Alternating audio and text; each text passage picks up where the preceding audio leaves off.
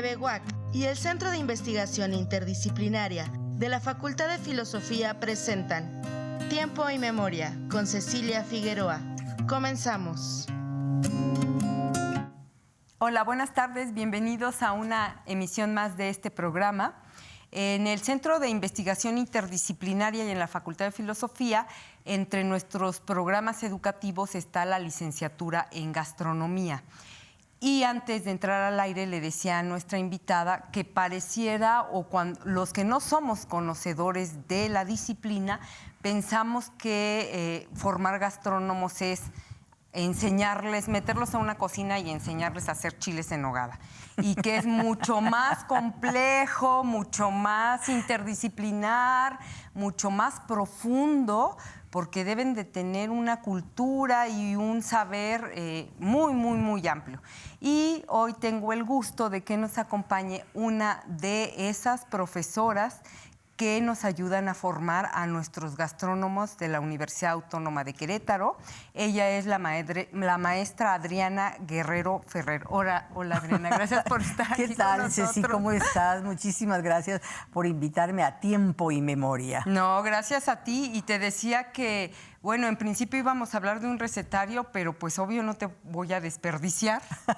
Entonces, la primera pregunta que yo te haría es, tú eres una especialista en antropología de la alimentación y también eres maestra en historia, eres antropóloga, eres maestra en historia, y entonces desde muy temprana tu formación como profesionista te diste cuenta que lo tuyo era la investigación de la alimentación en México. A ver, platícanos cómo fue que descubriste que ahí estaba tu apostolado, tu vocación, tu todo.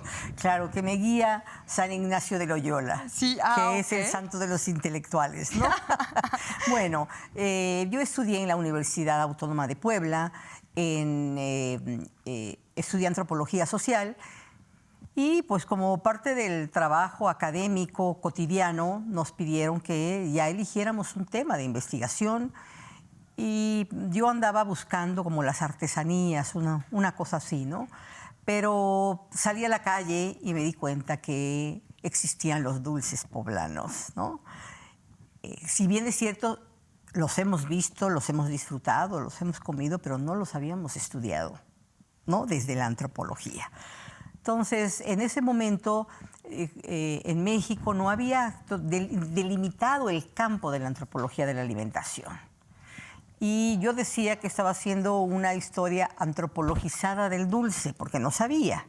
Entonces, este estudio es un estudio histórico, antropológico. Me gustó mucho la interdisciplina aquí, la historia y la antropología, porque la antropología me daba la posibilidad de conocer la cultura hoy, en este momento, pero la antropología me daba una dimensión diacrónica, ¿no? Entonces, fue maravilloso, fue un texto extraordinario sobre la cultura del dulce en Puebla. Obviamente que abordo las leyendas, claro está, pues desde una manera, digamos, científica, desde las ciencias sociales, y como en torno, digamos, hay 4 núcleos importantes en donde se desarrolla la dulcería. Uno es la cultura popular, la dulcería popular. Otro tenemos es en el ámbito de los conventos. En el ámbito de los conventos, no solo es en Puebla, es en Oaxaca, es en Querétaro, es en Guanajuato, etcétera, ¿no? Donde hubieron núcleos españoles muy importantes, ¿no? La dulcería doméstica, no podemos olvidar el dulce doméstico, ¿no? Y la otra vía que tenemos es, ya dijimos, el dulce callejero, el dulce popular, ¿no? Entonces, empecé a estudiar estas formas de organización social, el significado del dulce socialmente, el uso del dulce socialmente, ¿no? Y pues fue un trabajo muy enriquecedor, que fue aportativo, ¿no? Esa fue mi tesis de licenciatura.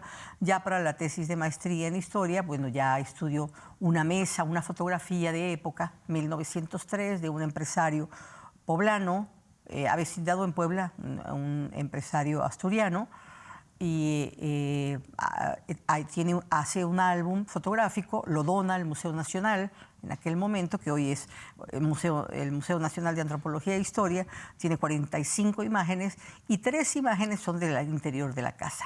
Eso es lo valioso del álbum, ¿no? Porque regularmente los empresarios mandaban a hacer sus álbumes y eran todas sus unidades productivas. Lo exterior. Pero no su mesa. Pero no su mesa. Es muy íntimo, ¿no? Exacto, sí. Entonces, la mesa está puesta con todos los objetos. La mesa está puesta sin comensales. Entonces, estudio eso.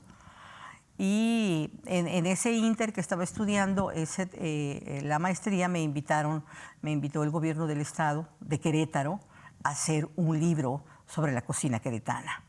Entonces, vengo en el 2001 y hago un libro que se llama Cocina y Cultura en Querétaro, recetario. Y bueno, pues fue un texto muy bonito, lo mandé al premio de Historia Regional Mexicana, Atanasio G. Sarabia, y gana el... Oye, además presúmenos, porque es con tu tesis, con tu investigación de licenciatura de la dulcería en Puebla, que ganas el premio del Instituto Nacional de Antropología e Historia Fray Bernardino de Sahagún, ¿verdad? Exactamente, y después se publica en una colección de recetarios indígenas y populares que publica el Conaculta, y el mío es el número 21.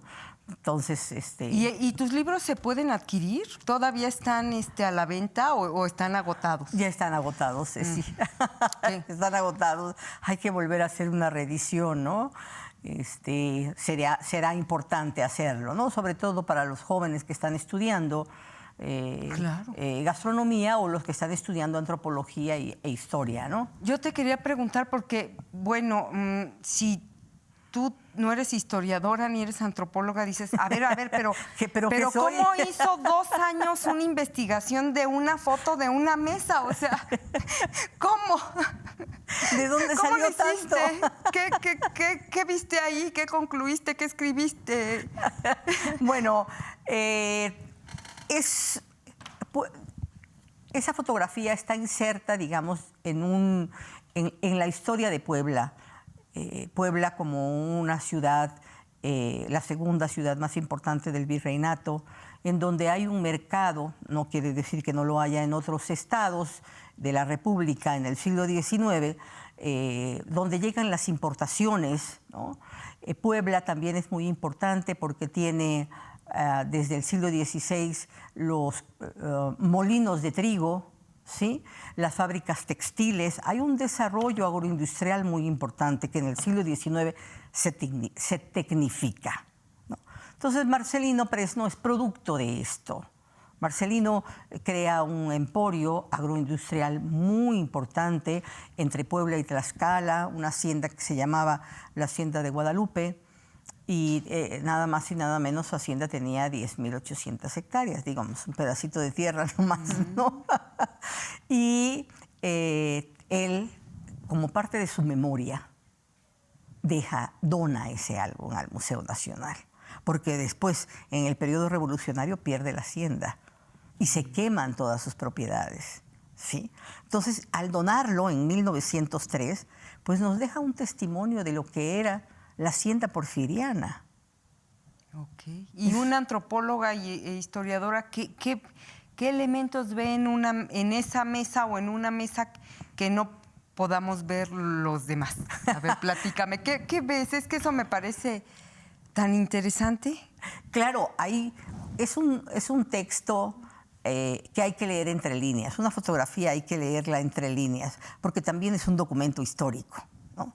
La fotografía es un documento histórico que nos muestra, ¿no?, parte de una cultura, que nos muestra parte del gusto, del estilo, del poder. Marcelino nos está mostrando, Marcelino Presno, que era el hacendado, nos está mostrando el poder, ¿no? ¿Para qué sirve el dinero? ¿No? ¿Cuáles son sus gustos? Obviamente es un gusto occidental totalmente, ¿no? Que tiene un servicio a la rusa, no tiene un servicio a la francesa en su mesa. Un servicio a la rusa es un servicio en donde te van llegando los platos uno a uno caliente, Una vez que tú terminas la sopa, te la retiran para llegar el entremés o el plato fuerte, etcétera, ¿no? En cambio, el servicio a la rusa, todos los platos están servidos, pero se enfrían. Y él tiene ahí puesto un servicio a la rusa, ¿no? Como es un hombre de su época y le encanta la tecnificación, su mesa tiene un dispositivo maravilloso que es lo que le llaman Lazy Susan. Es un disco giratorio enorme en donde te acercas todos los aderezos y condimentos para la comida. Tú giras eso, pero se giraba a través de una palanca que él abajo paraba. Y tenía también un rielecito, eso era maravilloso, un riel que traía de la cocina a la mesa las viandas. Qué interesante. Y hablando de todo esto que tiene que ver con los recetarios, con los ingredientes, con el poder, tú dices que es poder, y me contabas que en el siglo XIX todos los grandes escritores, Guillermo Prieto, Altamirano, Hilarión Frías y Soto, el mismo Paino en Los Bandidos del Río Frío, que parte de su narrativa gira en torno a la comida. A la alimentación. En el siglo XIX se escribió muchísimo.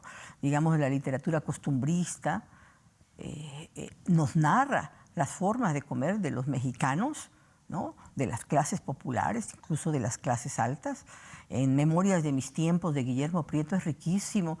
En Los Bandidos de Río Frío también es riquísimo en cuestión alimentaria, ¿no? Entonces te hablan de los mercados, te hablan de los gustos de los mexicanos, de la importancia de la comida. Se comía 5 veces al día.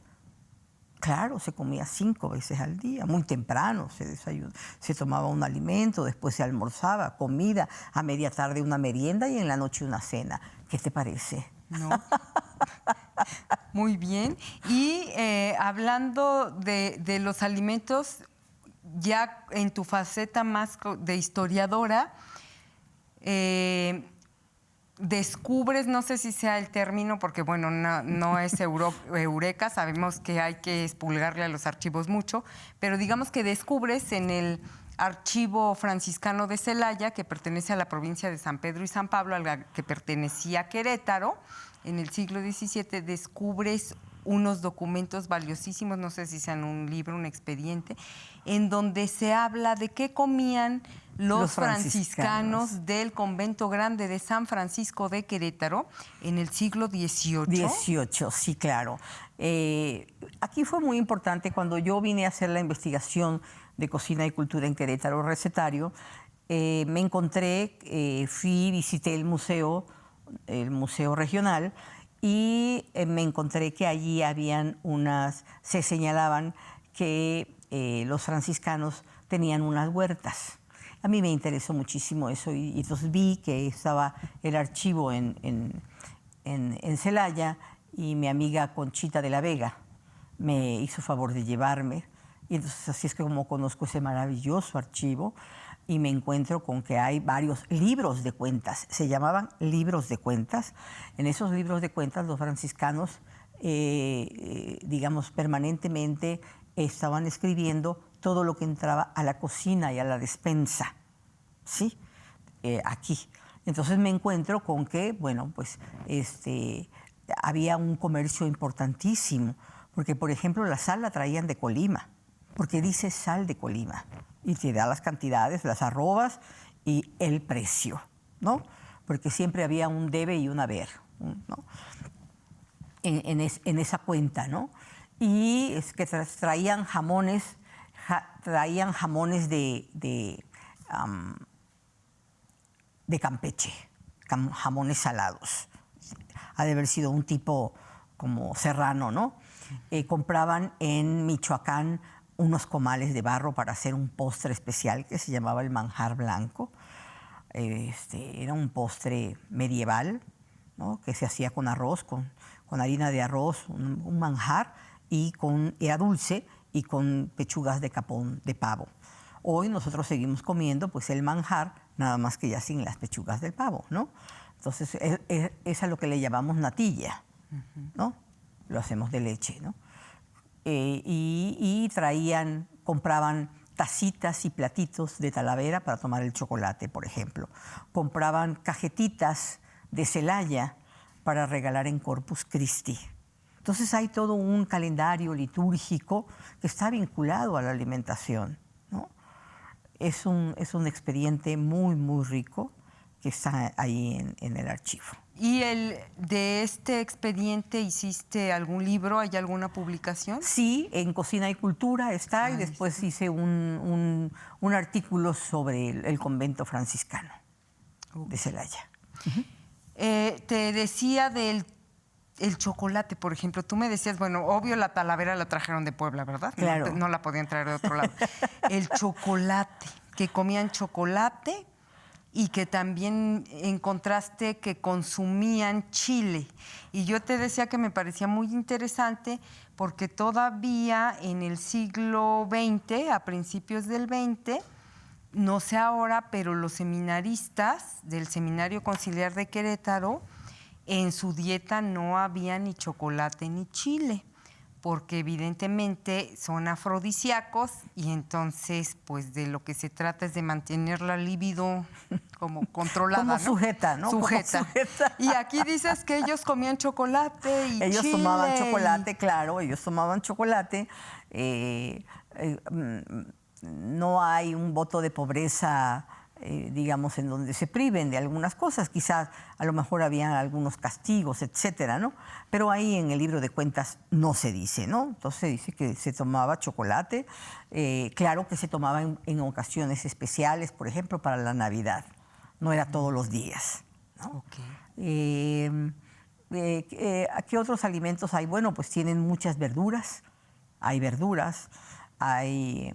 Leguminosas, me decías que comían muchas leguminosas. Leguminosas, aceite de oliva, hay vino para consagrar, se compraron paños para lavarse las manos y para secarse las manos, perdón. Se compraron pañitos, se compró un mantel, se arreglaron las ventanas, se arreglaron las ollas. Sí, o sea, imagínate, mantener una orden que come, que desayuna, come y cena, ¿no?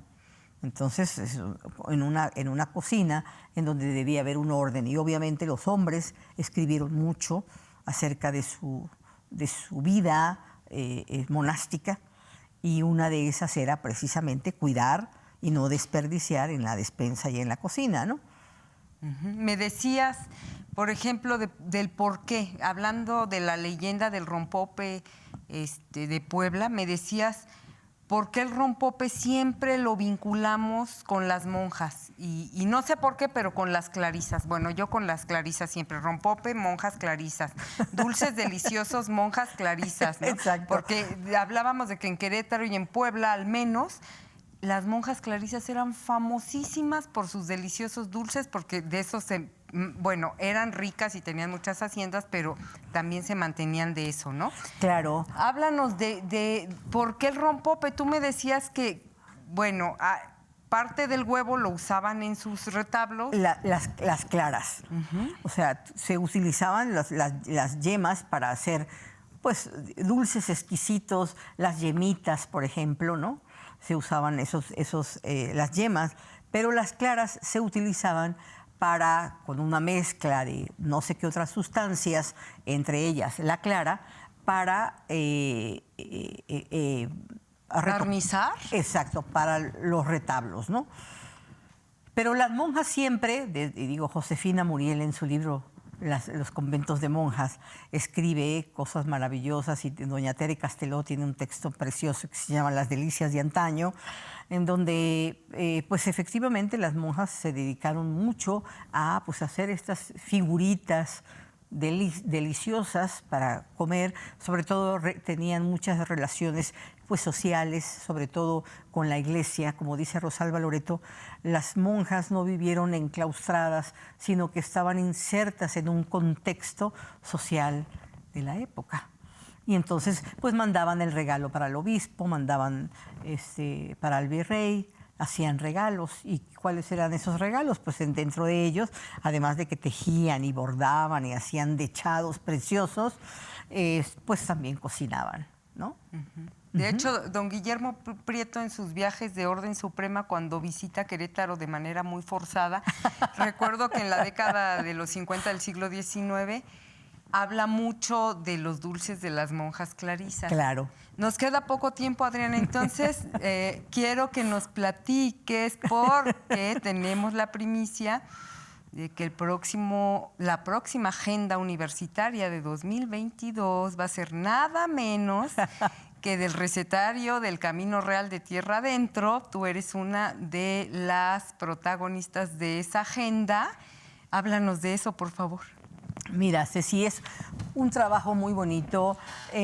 Nos invitó el director de Bellas Artes, el doctor Sergio Rivera. Ya teníamos mucho tiempo nosotros hablando de una agenda. Ahora es que concretamos ese proyecto y nos invitó al chef Rodrigo Sánchez García, a la doctora Marja Teresita González y una servidora para que hiciéramos esta agenda. Y ahorita están en lo más tormentoso del proceso. Bueno, tormentoso para mí, que si puedo como cereal con leche con tal de no prender la estufa, pero ustedes ahorita están en el momento de ir al mercado 1, al tianguis 2 y al supermercado 3 buscando los mejores ingredientes para que el chef Rodrigo se ponga su indumentaria, prepare los alimentos y tomen las fotos. Y llegue el fotógrafo Goyo Arteaga, para que tome las fotografías, ¿no? Entonces es un proyecto que el doctor Sergio Rivera pues ha impulsado con mucho entusiasmo. Antes pensábamos hacer la agenda de los franciscanos, pero bueno, ahora se nos presentó se nos prendió el foco de hacer la agenda del Camino Real de Tierra Adentro, tramo Querétaro, ¿no? Entonces espero que les guste esa agenda. Pues Adriana Guerrero Ferrer, desafortunadamente se nos terminó el tiempo. Te agradecemos muchísimo que nos hayas acompañado. Muchas gracias, Ceci. Por favor, ¿con qué te despedirías? Pues me da mucho gusto estar contigo. Creo que la Universidad Autónoma de Querétaro está dando un impulso a la licenciatura en gastronomía, que es muy importante. Nuestros estudiantes están siendo pues fortalecidos, como dijiste hace un momento, están formados en un tema de la gastronomía en donde no se veía las humanidades, que son tan importantes. Y nuestra universidad ha acobijado la licenciatura y ha guiado, ¿no?, su plan de estudios para formar gastrónomos con un alto sentido humano. Y cultísimos, además. Claro, por supuesto. Es fundamental. Claro. Muchas gracias por habernos acompañado, y a nuestros televidentes nos vemos en la próxima emisión. Buenas tardes. TV UAC y el Centro de Investigación Interdisciplinaria de la Facultad de Filosofía presentaron Tiempo y Memoria con Cecilia Figueroa. Hasta la próxima.